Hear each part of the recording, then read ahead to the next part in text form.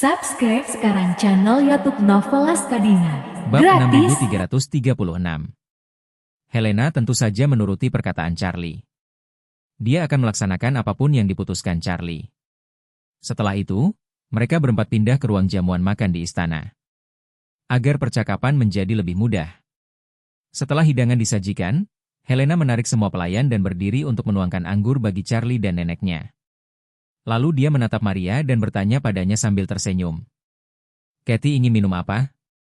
Bagaimana kalau jus jeruk?" Maria tersenyum tipis, menunjuk anggur merah di tangan Helena, dan berkata, "Aku juga akan minum anggur merah." Helena bertanya dengan tergesa-gesa. "Apakah Kathy sudah berusia lebih dari 18 tahun? Di sini orang yang berusia di atas 18 tahun boleh minum alkohol. Dan mereka hanya boleh minum minuman dengan kadar alkohol rendah." Maria mengangguk, menatap mata Helena yang besar, jernih, dan transparan. Dan berkata sambil tersenyum, "Jangan khawatir, Kak, aku sudah berusia lebih dari 18 tahun. Helena masih sedikit khawatir. Dan tak bisa menahan diri untuk tidak menatap Charlie, dengan wajah penuh pertanyaan. Charlie batuk 2 kali dan berkata kepada Helena, "Tuangkan saja sedikit untuknya, toh hukum Eropa Utara tidak bisa mengendalikannya." Helena tidak bertanya lagi dan menuangkan anggur merah untuk Maria. Setelah minum segelas anggur, wajah Maria memerah seolah-olah dia baru saja memakai perona pipi. Hal itu membuat Helena cukup khawatir. Khawatir bahwa dia masih di bawah umur dan tidak bisa mengendalikan diri saat minum alkohol. Untungnya, Maria hanya tersipu setelah minum. Dan dia tidak terlihat mabuk, jadi Helena sedikit lega. Saat itu, kata Charlie, "Helena, bisakah kamu membantuku menemukan sebuah peternakan di Eropa Utara?" "Peternakan?" Helena bertanya dengan heran, "Peternakan seperti apa yang dibicarakan Tuan Wade? Apakah terutama untuk bercocok tanam atau beternak?" Charlie berkata, "Lebih baik memiliki keduanya. Skalanya tidak perlu besar. Namun lingkungan harus baik. Dan tempat itu harus cukup aman dan tenang." Helena mengangguk, "Aku akan meminta seseorang untuk mencarinya nanti.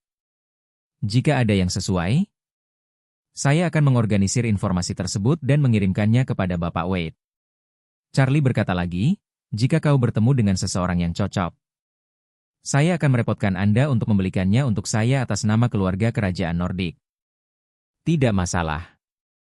Setelah mereka berempat makan malam, Helena membawa mereka berdua ke kota dengan mobil kerajaan untuk menikmati pemandangan malam. Pada saat yang sama, paman kedua Duncan dan Charlie, Marcus, juga tiba di Oslo dengan pesawat. Sejak keluargaan dan Tiongkok mencapai kerja sama investasi yang mendalam, Cina telah menyempurnakan serangkaian identitas domestik khusus bagi mereka untuk mempermudah perjalanan dan menjamin keselamatan pribadi mereka. Dengan memasuki dan keluar dari bea cukai menggunakan identitas domestik, mereka dapat menghindari pengawasan keluargaan oleh Warriors Den. Segera setelah mereka tiba di Oslo, ada juga tim teknis dari Silicon Valley yang direkrut oleh keluargaan. Tim teknis ini akan bertanggung jawab untuk melakukan docking dan menerima model AI yang dibangun oleh Simon untuk Helena. Dan mereka akan bertanggung jawab penuh atas keseluruhan pengoperasian dan pemeliharaan di masa mendatang. Sesuai rencana, kelompok orang ini menginap di Hotel Bintang 5 di Oslo. Marcus telah mulai merencanakan pembelian properti di Oslo. Karena setelah model AI diterima, orang-orang ini akan tetap berada di Eropa Utara dan bertanggung jawab atas pengoperasian dan pemeliharaan seluruh pusat data. Malam itu, Charlie dan Maria tinggal di istana. Dan Helena menyiapkan 2 kamar tamu untuk mereka sebelumnya. Keesokan harinya, ketika langit di Oslo berangsur-angsur cerah. Saat itu sudah pukul 9.30 pagi waktu setempat. Dan Charlie dan Maria sudah tiba di pusat data. Pusat data ini terletak sekitar 80 km di luar kota Oslo. Kompleks ini mencakup area yang luas dan memiliki 3 bangunan persegi panjang yang besar. Seluruh bangunan itu tampak seperti pabrik manufaktur besar. Di dalam ketiga bangunan tersebut terdapat peralatan pengolahan data yang dibangun oleh Simon dengan uang sungguhan. Karena semua peralatan komputasi tercanggih digunakan, kapasitas komputasi di sini sangat bagus. Negara-negara Nordik kaya akan mineral dan swasembada energi. Jadi, ini dapat menyediakan pasokan daya yang melimpah untuk pusat data ini. Selain itu, iklim di sini sejuk sepanjang tahun. Hal ini juga menghemat banyak listrik untuk pembuangan panas di pusat data.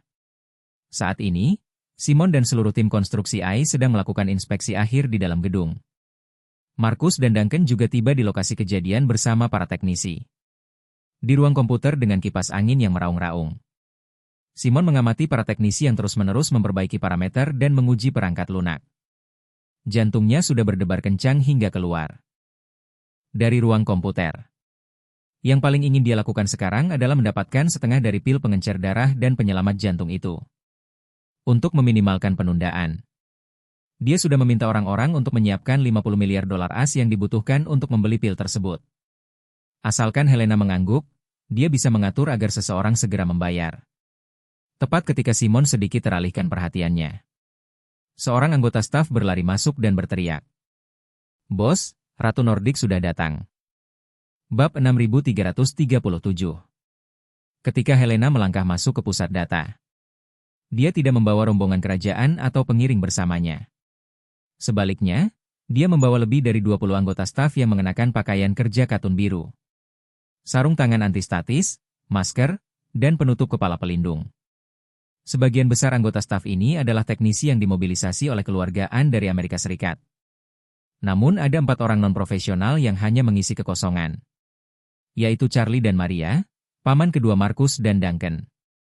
Transaksi dengan keluarga Rothschild ini ditangani oleh Helena.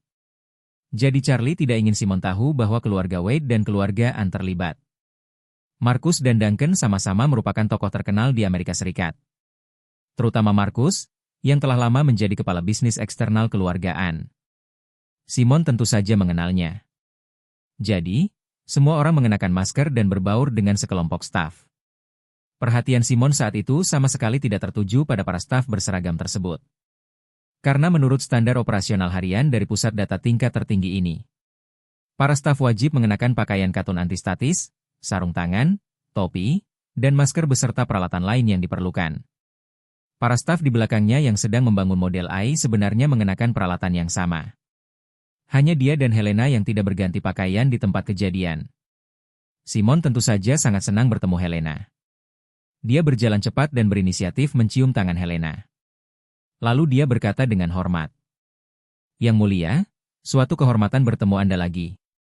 Helena mempertahankan harga diri dan sikap tenang yang seharusnya dimiliki seorang ratu. Dan berkata dengan lantang, "Senang sekali bertemu Anda di Eropa Utara." "Tuan Rothschild, kita berada di tahap apa sekarang?" Simon menunjuk ke deretan lemari besar yang tak terhitung jumlahnya di belakangnya, dan berkata dengan penuh semangat, "Yang mulia, lemari-lemari yang Anda lihat ini semuanya dilengkapi dengan chip komputasi tercanggih. Para insinyur saya memberitahu saya bahwa mereka sekarang dalam mode siaga. Jadi, Anda akan mendapati bahwa mesin-mesin di dalam kabinet ini sangat senyap. Namun begitu mereka diberi instruksi untuk berlari dengan kecepatan penuh, mereka tidak akan terlalu tenang. Jika dihitung, deru mesin-mesin ini akan sebanding dengan suara pesawat Boeing 747 saat lepas landas. Ketika semua prosesor di sini beroperasi dengan kapasitas penuh, kebutuhan daya listrik mereka untuk beroperasi akan setara dengan kebutuhan listrik sebuah kota kecil. Ini akan spektakuler." Helena mengangguk sedikit dan berkata, "Kalau begitu biarkan mereka semua berlari. Saya ingin melihat seberapa kuatnya ketika seluruh daya komputasinya difokuskan untuk menjalankan suatu tugas." Pusat data AI dengan ukuran yang sama di New York, AS, menyediakan berbagai jenis layanan komputasi AI kepada setidaknya puluhan juta orang secara bersamaan. Meskipun beberapa perhitungan dapat memanfaatkan daya komputasi perangkat lokal pengguna, sebagian besar pekerjaan komputasi masih diselesaikan oleh pusat data di cloud. Kemudian hasilnya dikirim ke perangkat terminal pengguna. Dengan kata lain, orang awam paling banyak hanya dapat menggunakan sepersejuta dari daya komputasi pusat data ini. Jika seluruh daya komputasi ini dipusatkan pada satu tugas, kemampuan eksekusinya akan melampaui jangkauan kognitif normal setiap orang. Simon tidak mengerti bagaimana model ini bekerja. Lalu dia berkata kepada teknisi di sebelahnya, "Hang, jalankan modelnya dan demonstrasikan kepada Yang Mulia Ratu." "Baik, Tuan Rothschild." Teknisi yang dipanggil Hang langsung berkata, "Yang Mulia, silakan pindah ke ruang kendali utama." Eksekusi lokal dari keseluruhan model AI terintegrasi ke dalam konsol pusat. Saya akan mendemonstrasikan cara memulai dan mengoperasikan model tersebut kepada Anda dan staf Anda di sana. Lalu, alihkan wewenang pelaksanaan daring tersebut kepada staf Anda. Helena mengangguk, terima kasih atas kerja kerasmu. Semua orang bergerak ke tengah ruang komputer, di mana terdapat sebuah pulau yang mirip dengan pusat komando. Selain berbagai peralatan kontrol, terdapat juga beberapa layar ultra jernih berukuran besar yang digantung dari langit-langit, yang menampilkan status real-time dari keseluruhan model AI dengan grafik dan angka. Hang berdiri di depan komputer di tengah ruangan. Saat dia menekan tombol Enter, suara wanita yang dingin langsung terdengar dari sistem pengeras suara di sekitarnya. Sistem sedang dimulai, silakan masukkan kata sandi untuk verifikasi identitas. Hang segera memasukkan serangkaian kata sandi ke dalam keyboard. Lalu sistem itu mengingatkan lagi. Masuk ke tahap verifikasi biometrik. Silakan letakkan kedua tangan Anda pada panel pengenalan sidik telapak tangan dan lihat langsung ke kamera untuk pengenalan wajah. Hang melakukan apa yang diperintahkan dan diperkenalkan kepadanya. Karena model perlu terus dilatih dan basis data perlu terus diperbarui. Sistem ini perlu menangkap semua konten baru yang dapat ditangkap di internet selama 24 jam sehari. Kami sekarang telah menghubungkan model tersebut ke internet. Demi alasan keamanan, sistem ini memerlukan verifikasi identitas yang sangat ketat sebelum dapat beroperasi. Sembari berbicara, ia memperkenalkan. Panel pengenalan sidik telapak tangan tidak hanya dapat mengenali sidik jari dan cetakan telapak tangan, namun juga mendeteksi suhu tubuh, detak jantung, dan kadar oksigen dalam darah bagian tubuh utama. Dengan kata lain, hanya orang yang masih hidup yang dapat lolos verifikasi. Saat dia berbicara, lampu LED di sebelah kamera yang menghadapinya tiba-tiba mulai berkedip berbagai warna dengan kecepatan sangat tinggi. Hang berkata lagi, sistem pengenalan wajah juga akan melakukan verifikasi kelangsungan hidup biologis. Alat ini tidak hanya dapat mendeteksi perubahan halus pada pupil mata, namun, gunakan juga inframerah untuk mendeteksi kontur tubuh verifikator dan apakah itu tubuh yang sama dengan verifikasi sidik telapak tangan. Pada saat yang sama, lampu ini dapat memancarkan 40 warna berbeda secara acak dalam 1 detik. Kamera akan menangkap warna yang dipantulkan oleh wajah verifikator pada saat yang bersamaan untuk memastikan konsistensi. Untuk mencegah peretas-meretas kamera dan mengelabui kamera dengan cara lain. Selain itu, kamera kami dapat membangun kontur 3D wajah melalui pantulan berbagai bagian wajah untuk memastikan bahwa orang di depannya adalah orang sungguhan, bukan topeng simulasi atau model simulasi. Mengandalkan kekuatan komputasi yang dimilikinya sendiri, alat ini dapat membagi wajah saya menjadi puluhan juta detail untuk perbandingan yang cerdas. Meskipun ada seseorang yang 99% mirip denganku, mustahil untuk menipunya. Setelah serangkaian penilaian autentikasi, sistem tersebut akhirnya membunyikan sebuah perintah. Verifikasi berhasil, selamat datang di GPT, saya akan melayani Anda kapan saja. Hang berbalik, menatap Helena, dan berkata dengan hormat. Yang mulia sekarang dapat memberi perintah kepada AI. Layar besar di tengah adalah terminal presentasi. Ini akan menampilkan hasil yang Anda butuhkan di sini. Helena bertanya kepadanya, apa yang bisa saya tanyakan? Semuanya. Hang berkata, alat ini dapat menjawab pertanyaan apapun untuk Anda. Jika basis data memiliki jawaban yang pasti untuk pertanyaan Anda, ini akan memberitahu Anda jawabannya secara langsung. Jika basis datanya tidak memiliki jawaban yang pasti, ia akan memikirkan jawaban yang menurutnya benar, berdasarkan kemampuan komputasinya sendiri dan akan mengembalikannya kepada Anda. Pada saat yang sama, dia akan menjelaskan kepada Anda bahwa jawabannya adalah penilaian subjektif. Dan terserah Anda untuk memutuskan apakah akan mengadopsinya. Bab 6338. Hang berkata, tetapi yang mulia, saya pribadi menyarankan agar Anda tidak hanya mengajukan pertanyaan kepadanya. Ini terlalu mudah untuk alat ini. Kemampuan sebenarnya adalah untuk mengambil sejumlah besar informasi dan memproses sejumlah besar perhitungan. Seharusnya Anda sudah tahu sebelumnya bahwa versi baru kami sudah mendukung video yang dihasilkan oleh AI. Namun, jenis video tersebut juga diproduksi dalam kondisi daya komputasi yang relatif tersebar. Anda memiliki 100% daya komputasi dari sistem ini. Jadi, Anda bisa mengerjakan tugas-tugas yang lebih menantang di sini. Helena berpikir sejenak dan berkata, Saya ingin perangkat itu mengambil semua video pengawasan dari saat saya masuk hingga sekarang. Lalu hapus saya dari video tanpa jejak. Hang mengangguk, langsung menekan tombol dialog, dan berkata, "Tolong hapus gambar Ratu Iliad dari semua video pengawasan sejak dia masuk hingga sekarang." Pesan sistem tersebut berbunyi, fitur wajah Ratu Iliad telah dibandingkan dalam video pengawasan dan sedang diproses. Hampir bersamaan, lemari-lemari di sekitar semua orang tiba-tiba mengeluarkan suara siulan yang sangat tajam. Itu adalah suara siulan berkecepatan tinggi yang dihasilkan oleh kipas pendingin yang berputar dengan kecepatan penuh dalam sekejap. Sama seperti suara mesin yang beroperasi dengan daya dorong maksimum saat pesawat lepas landas. Yang lebih luar biasa lagi adalah bahwa hampir pada saat ini, suhu seluruh hanggar langsung naik.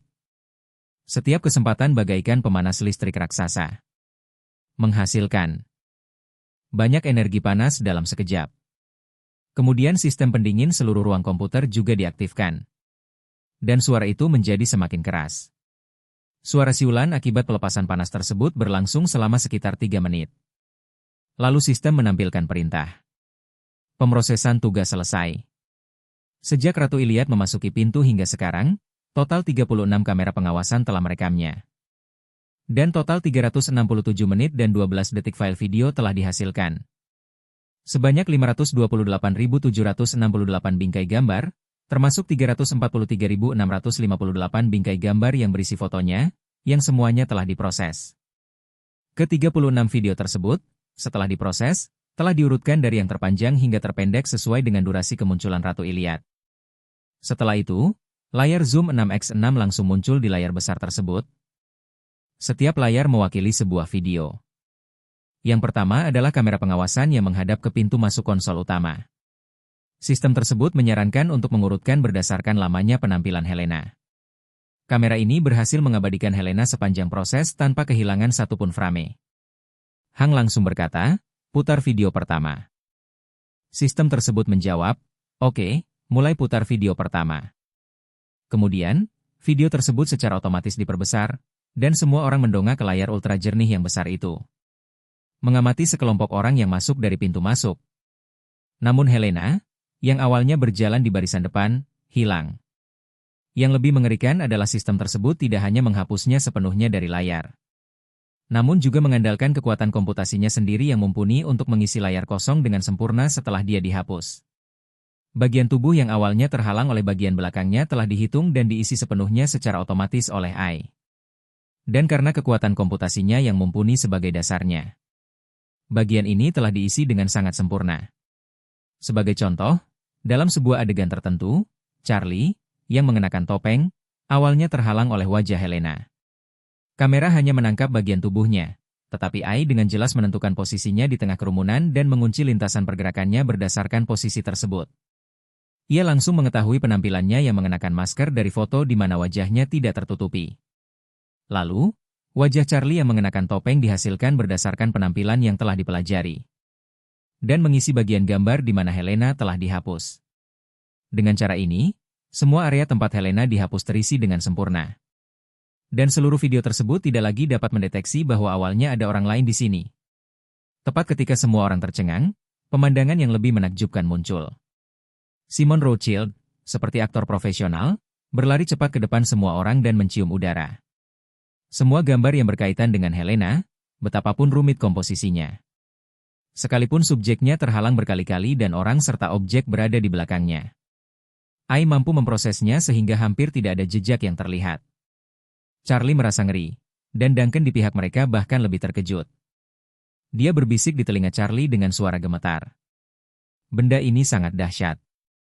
Ini tidak hanya membuktikan bahwa kemampuannya untuk memproses dan menghasilkan video sangat kuat, namun juga membuktikan bahwa sistem ini dapat menemukan informasi terkait orang dari basis data dengan sempurna dan langsung mengidentifikasinya.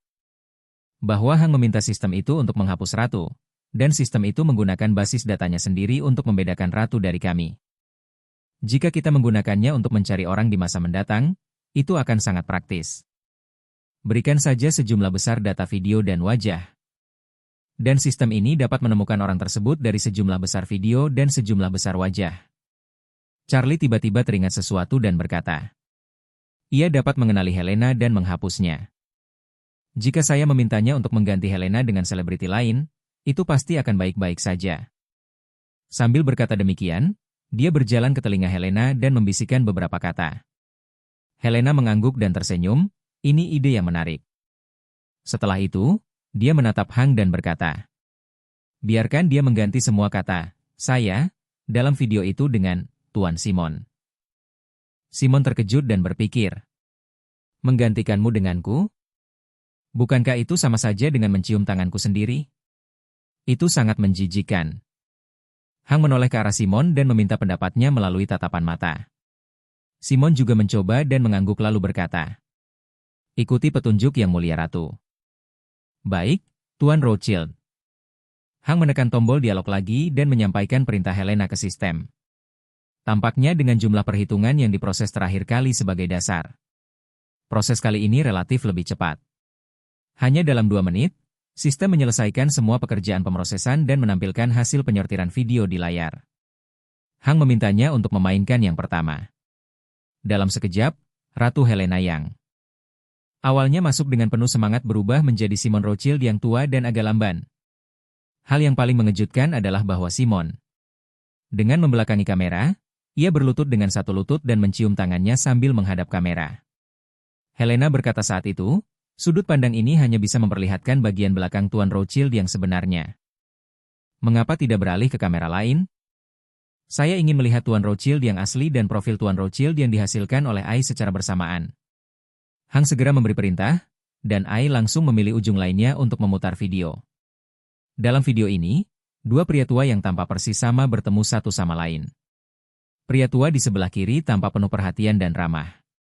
Sementara pria tua di sebelah kanan terlihat arogan. Kemudian lelaki tua di sebelah kiri berlutut dengan satu lutut.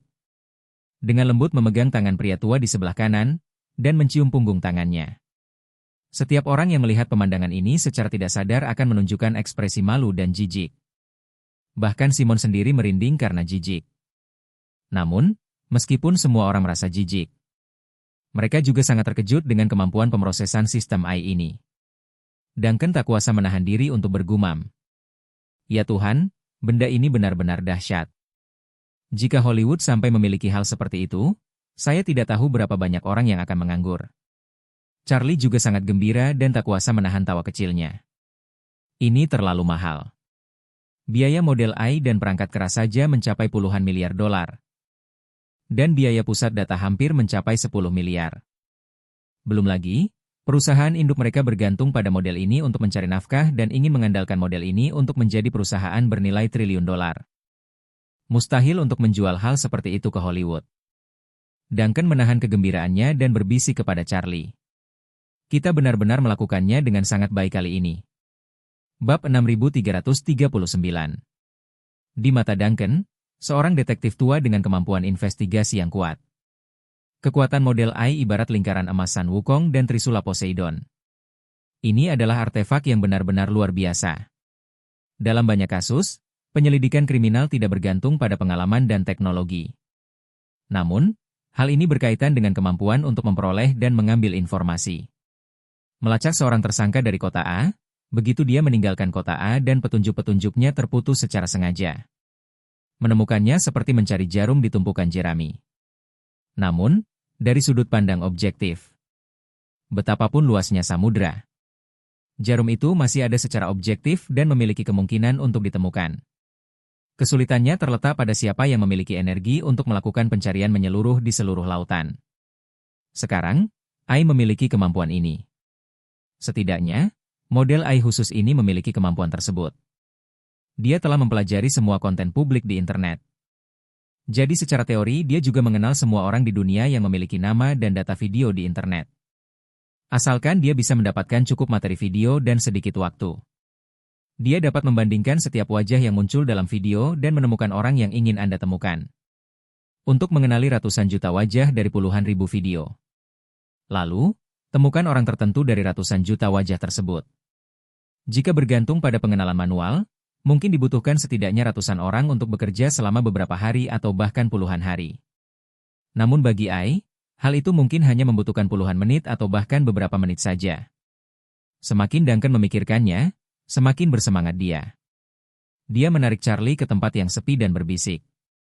Tuan Wade, jika kita bisa menemukan cara untuk meretas sistem pengawasan bandara-bandara besar di seluruh dunia, dan berikan wajah seseorang dari Warriors Den kepada AI untuk pembelajaran. Lalu di masa depan, setiap kali orang ini naik pesawat untuk bepergian, kita akan bisa mengetahui seluruh keberadaannya untuk pertama kalinya. Charlie bertanya kepadanya, apakah mungkin untuk meretas sistem pengawasan bandara? Duncan berpikir sejenak lalu berkata, itu tergantung pada kemampuan perlindungan informasi negara atau bandara tersebut. Sistem pengawasan bandara di negara-negara kecil dunia ketiga seharusnya mudah diretas. Namun, seharusnya tidak semudah itu di negara-negara maju. Terutama negara-negara dengan industri internet yang maju. Lalu, Duncan berkata, tapi menurutku itu bukan hal yang mustahil. Charlie bertanya kepadanya, apakah Inspektur Lee punya ide bagus? Duncan berkata, peretas Rusia selalu sangat kuat. Kita bisa mencoba menemukan mereka untuk meretas sistem pengawasan di berbagai tempat.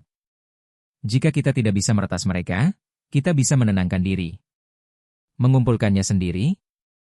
Charlie bertanya kepadanya, maksudmu, kita pergi ke bandara untuk memasang peralatan pengawasan sendiri? Atau mengatur agar orang-orang pergi ke bandara untuk mengumpulkan data? Duncan menggelengkan kepalanya dan berkata dengan suara rendah, manfaatkan Big Data UGC. Charlie bingung, UGC? Apa artinya? Duncan menjelaskan, ini adalah konten yang dibuat oleh pengguna. Sebagai contoh, platform video pendek Anda, ratusan juta pengguna akan mengunggah konten mereka sendiri di sana. Dan bahkan melakukan siaran langsung di platform tersebut. Data yang mereka hasilkan adalah UGC, User Generated Content. Coba pikirkan, bandara atau stasiun kereta api manapun di dunia dengan arus orang yang sedikit lebih besar pasti akan ada orang yang mengambil foto dan video di sini. Mereka akan mengunggah foto dan video pendek ini ke platform media sosial. Dan semua data ini akan menjadi data publik. Setiap bandara besar memiliki ribuan atau puluhan ribu orang di bandara pada waktu yang bersamaan. Dan orang-orang ini akan menggunakan ponsel untuk saling menembak dan kemudian mengunggahnya ke platform media sosial. Kita membangun sistem pemantauan kita sendiri. Namun bandara adalah tempat umum dengan prosedur boarding yang sangat ketat. Kemungkinan memasang kamera pengawasan secara terbuka sendiri sangat kecil. Jadi kita bisa menggunakan mode kamuflase ini dan metode yang paling tidak mencolok untuk memasang kamera pengawasan di bandara. Jadi untuk ini, mesin penjual otomatis adalah solusi terbaik yang bisa saya pikirkan. Charlie mengangguk dan berkata, rencana ini sangat layak. Dan tingkat kamuflasenya sangat tinggi. Saya sudah hidup hampir 30 tahun. Baik saat saya pergi ke mesin penjual otomatis untuk membeli sesuatu atau hanya melewatinya, saya tidak pernah berpikir bahwa mesin penjual otomatis itu akan mengambil gambar pribadi saya. Hampir tidak ada seorang pun yang akan membangun pertahanan terhadap hal-hal seperti itu. Selama kita mengoperasikannya dengan benar, sistem Skynet ini dapat berkembang dengan tenang di seluruh dunia. Duncan mengingatkan, Tuan Wade, jika Anda ingin mencapai hal ini, Anda harus memastikan bahwa setiap perusahaan yang kita akuisisi beroperasi secara normal. Selain personel teknis inti, personel lainnya juga harus dalam kondisi baik. Tidak satu pun dari karyawannya yang dapat mengakses informasi ini, agar mereka tidak tahu apa motif perusahaan di balik pemberian pekerjaan ini kepada mereka. Charlie tersenyum dan berkata, jangan khawatir, saya akan menemukan cara untuk memobilisasi koneksi saya dan menggunakan sejumlah besar perusahaan cangkang untuk melakukan akuisisi di seluruh dunia. Cina akan ditangani oleh keluarga Su, Eropa akan ditangani oleh Helena. Amerika Utara dan Amerika Selatan akan ditangani oleh keluarga Fei. Jepang, Korea Selatan, dan wilayah Asia lainnya akan ditangani oleh keluarga Ito. Untuk Afrika, kita bisa memberi kesempatan kepada lelaki tua dari keluarga Su untuk memberikan kontribusi. Pria tua itu ternyata adalah seorang tuan tanah setempat di Madagaskar. Sedangkan untuk Oseania, saya tidak bisa memikirkan kenalan dari sana untuk sementara waktu. Tapi itu tidak masalah. Jika tidak berhasil, saya akan mengirim seseorang dari garis depan. Saat perusahaan diakuisisi, tenaga teknis akan disediakan oleh keluargaan. Dan semua latar belakang akan meninggalkan antarmuka untuk terhubung di sini. Markus melihat 3 orang berlari ke pojok dan berbisik-bisik cukup lama. Lalu dengan rasa ingin tahu ia mendekat dan berbisik. Apa yang kau bicarakan di sini? Begitu setia. Charlie tersenyum dan berkata, Lakukan riset bisnis baru dengan banyak imajinasi. Markus bertanya dengan rasa ingin tahu, bisnis baru apa? Ceritakan padaku. Charlie berkata, saya ingin memonopoli semua mesin penjual otomatis di dunia. Dan berupaya agar 80% mesin penjual otomatis di dunia di masa depan akan menjual hasil tambang. Markus terkejut dan berkata dengan canggung. Charlie, imajinasi macam apa yang ada dalam menjalankan bisnis ini? Jika Anda diberi wewenang untuk mengoperasikan semua mesin penjual otomatis di dunia, Anda tidak bisa menghasilkan lebih dari 10 miliar atau 20 miliar dolar AS per tahun. Dan Anda bahkan mungkin kehilangan uang. Ini hanya pertarungan kecil, tidak mungkin besar, dan margin keuntungannya sangat rendah. Peralatan membutuhkan biaya, tempat membutuhkan biaya, listrik membutuhkan biaya. Dan gaji karyawan juga sangat penting. Selain itu, peralatan juga mengalami keausan, dan ada biaya perawatan dan penggantian setiap tahunnya. Di tempat-tempat dengan keamanan publik yang buruk, ada juga risiko kehilangan uang dan barang. Pada akhir tahun, Anda hanya bisa mendapatkan uang yang diperoleh dengan susah payah. Charlie tersenyum dan berkata, Paman kedua, jangan bilang kalau pendapatannya tidak bisa lebih dari 10 miliar atau 20 miliar dolar AS per tahun. Meskipun tidak menghasilkan sepeser pun dalam setahun. Atau bahkan kehilangan lebih dari 10 miliar atau 20 miliar dolar AS, saya akan menerimanya. Markus tidak bisa memahaminya, dan bertanya dengan ekspresi bingung. Keponakanku tersayang, uang yang kau hasilkan dari penjualan pil permajaan lebih banyak daripada yang bisa dihasilkan grup Coca-Cola dalam beberapa dekade. Lalu mengapa repot-repot dengan mesin penjual otomatis? Duncan yang berada di samping tidak bisa menahan diri untuk berkata. Skynet. Markus. Sistem Skynet. Skynet? Apa artinya itu? Markus semakin bingung, menatap ketiga orang itu dengan tatapan kosong. Tidak mengetahui apa yang sedang direncanakan oleh ketiga orang tersebut. Charlie tersenyum dan berkata, Inspektur Lee, kamera-kamera Skynet dipasang di tempat tinggi dan memantau dari posisi yang tinggi. Jaringan kita seharusnya dianggap sebagai jaringan darat.